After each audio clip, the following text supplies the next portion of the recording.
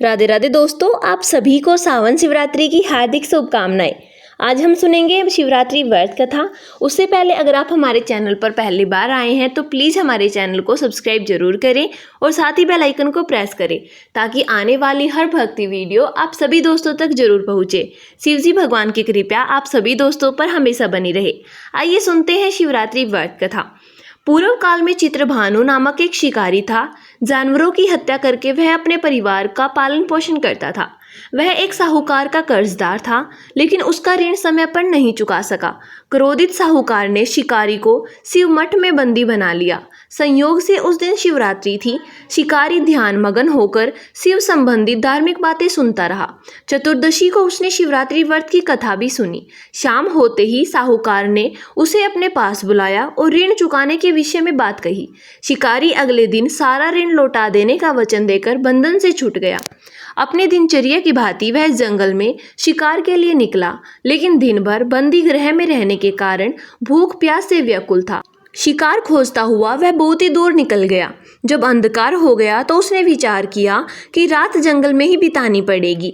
वह वन एक तालाब के किनारे एक बेल के पेड़ पर चढ़कर रात बीतने का इंतजार करने लगा। बिल्व वृक्ष के नीचे शिवलिंग था जो बिल्व पत्रों से ढका हुआ था। शिकारी को उसके बारे में पता नहीं था। पड़ाव बनाते समय उसने जो टहनियाँ तोड़ी वे संयोग से शिवलिंग पर गिरती चली गई। इस प्रकार दिन भर भूखे प्यासे शिकारी का व्रत भी हो गया और शिवलिंग पर बिल्व पत्र भी चढ़ गए।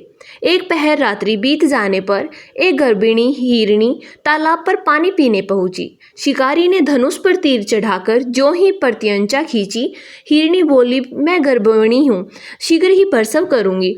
तुम एक साथ जो दो जीवों की हत्या करोगे, जो ठीक नहीं है। मैं बच्चे को जन्म देकर शीघ्र ही तुम्हारे समक्ष प्रस्तुत हो जाऊंगी, तब मुझे मार लेना।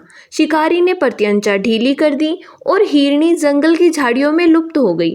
प्रत्यंचा चढ़ाने तथा ढीली करने के वक्त कुछ बिल्व पत्थर अनायास ही टूटकर शिवलिंग पर जा गिरे। इस प्रकार उससे अनजाने में ही प्रथम प्रहर का पूजन भी समाप्त हो गया। कुछ ही देर बाद एक और हिरणी उधर से निकली। शिकारी की प्रसन्नता का कोई ठिकाना नहीं रहा। समीप आने पर उसने धनुष पर बाण चढ़ाया। तब उसे देखकर हिरणी ने विनम्रता पूर्वक निवेदन किया कि हे शिकारी, मैं थोड़ी देर पहले ही ऋतु से निवृत्त हुई हूँ, कामातुर विरहिणी हूँ, अपने प्रिय की खोज में भटक रही हूँ। मैं अपने पति से मिलकर शीघ्र ही तुम्हारे पास आ जाऊंगी। शिकारी ने उसे भी जाने दिया। 2 बार शिकार को खोकर उसका माथा ठनका। वह चिंता में पड़ गया। रात्रि का आखिरी पहर बीत रहा था।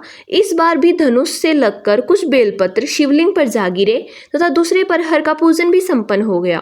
तभी एक अन्य हिरणी अपने बच्चों के साथ उधर से निकली। शिकारी के लिए यह बहुत ही अच्छा अवसर था। उसने धनुष पर तीर चढ़ाने में देर नहीं लगाई। वह तीर छोड़ने ही वाला था कि हिरणी बोली, हे शिकारी, मैं इन बच्चों को इनके पिता के हवाले करके लौटाऊंगी। इस समय मुझे मत मारो। शिकारी हंसा और बोला, सामने आए शिकार को छोड़ दूं, मैं इतना भी मूर्ख नहीं हूँ। इससे पहले मैं 2 बार अपना शिकार खो चुका हूँ। मेरे बच्चे भूख प्यास से व्यग्र हो रहे होंगे। उत्तर में हिरणी ने कहा, जैसे तुम्हें अपने बच्चों की ममता सता रही है, ठीक वैसे ही मुझे भी। हे शिकारी, मेरा विश्वास करो, मैं इन्हें इनके पिता के पास छोड़कर तुरंत लौटने की प्रतिज्ञा करती हूँ। हिरणी का दुख भरा स्वर सुनकर शिकारी को उस पर दया आ गई। उसने उस मृगी को भी जाने दिया। शिकार के अभाव में तथा भूख प्यास से व्याकुल शिकारी अनजाने में ही बेल वृक्ष पर बैठा बेलपत्र तोड़ तोड़कर नीचे फेंकता जा रहा था। पांव फटने को हुई पर एक हष्ट पुष्ट मृग उसके रास्ते पर आया। शिकारी ने सोच लिया कि इसका शिकार वह अवश्य करेगा।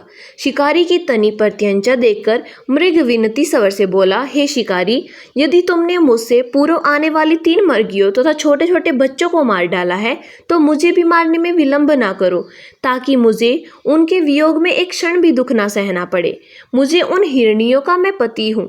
यदि तुमने उन्हें जीवन दान दिया है तो मुझे भी कुछ क्षण का जीवन देने की कृपा करो। मैं उनसे मिलकर तुम्हारे समक्ष उपस्थित हो जाऊंगा। मृग की बात सुनते ही शिकारी के सामने पूरी रात का घटना चक्र घूम गया। उसने सारी कथा मृग को सुना दी। तब मृग ने कहा कि मेरी तीनों पत्नियां जिस प्रकार प्रतिज्ञाबद्ध होकर गई हैं, अतः मेरी मृत्यु से अपने धर्म का पालन नहीं कर पाएंगी। अतः जैसे तुमने उन्हें विश्वास पात्र मानकर छोड़ा है, वैसे ही मुझे भी जाने दो। मैं उन सबके साथ तुम्हारे सामने शीघ्र ही उपस्थित होता हूँ। शिकारी ने उसे भी जाने दिया। इस प्रकार प्रातः हो आई।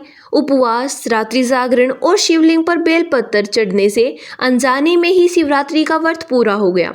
पर अनजाने में की गई पूजा का परिणाम उसे तत्काल मिला। शिकारी का हिंसक हृदय निर्मल हो गया, उसमें भगवत शक्ति का वास हो गया।